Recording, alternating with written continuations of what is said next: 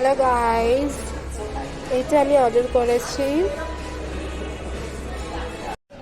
Hello everyone, আমি চিলিতে এসেছি আর এখানে আমি পারমেসান ক্রাস্টেড চিকেনটা অর্ডার করেছি। সো তোমরা দেখতে থাকো আমার ব্লগটা।